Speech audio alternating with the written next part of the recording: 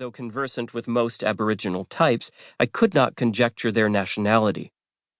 Some attachment had been fastened about my head, which connected my respiratory organs with the machine I shall next describe. My nostrils, however, had been closed, forcing me to breathe through my mouth.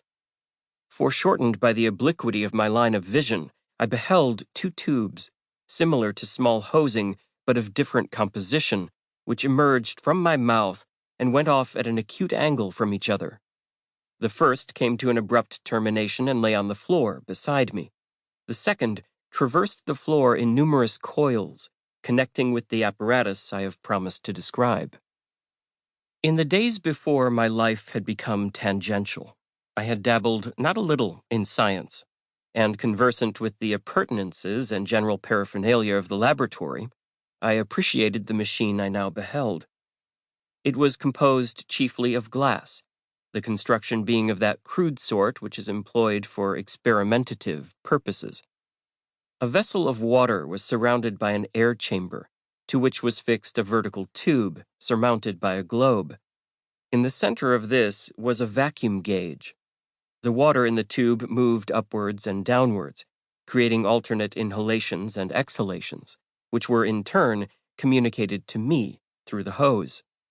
With this and the aid of the men who pumped my arms so vigorously, had the process of breathing been artificially carried on, my chest rising and falling and my lungs expanding and contracting, till nature could be persuaded to again take up her wonted labor. As I opened my eyes, the appliance about my head, nostrils, and mouth was removed. Draining a stiff 3 fingers of brandy, I staggered to my feet to thank my preserver and confronted my father. But long years of fellowship with danger had taught me self-control, and I waited to see if he would recognize me. Not so. He saw in me no more than a runaway sailor, and treated me accordingly. Leaving me to the care of the blackies, he fell to revising the notes he had made on my resuscitation. As I ate of the handsome fare served up to me, confusion began on deck, and from the chanties of the sailors and the rattling of blocks and tackles, I surmised that we were getting under way. What a lark! Off on a cruise with my recluse father into the wide Pacific. Little did I realize, as I laughed to myself, which side the joke was to be on. Aye, had I known, I would have plunged overboard and welcomed the dirty forecastle from which I had just escaped. I was not allowed on deck till we had sunk the Farallons and the last pilot boat.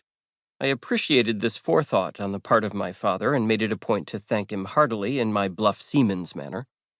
I could not suspect that he had his own ends in view, and thus keeping my presence secret to all save the crew. He told me briefly of my rescue by his sailors, assuring me that the obligation was on his side, as my appearance had been most opportune. He had constructed the apparatus for the vindication of a theory concerning certain biological phenomena, and had been waiting for an opportunity to use it. "You have proved it beyond all doubt," he said. Then he added with a sigh, but only in the small matter of drowning.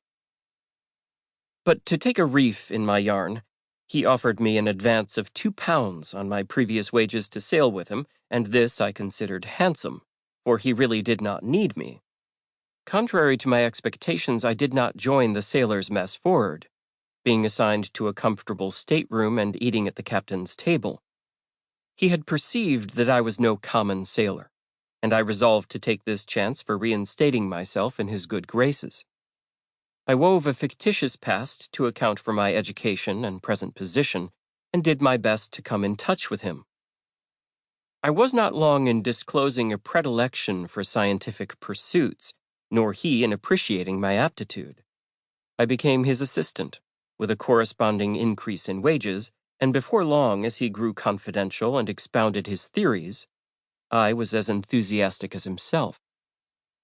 The days flew quickly by, for I was deeply interested in my new studies, passing my waking hours in his well-stocked library, or listening to his plans and aiding him in his laboratory work.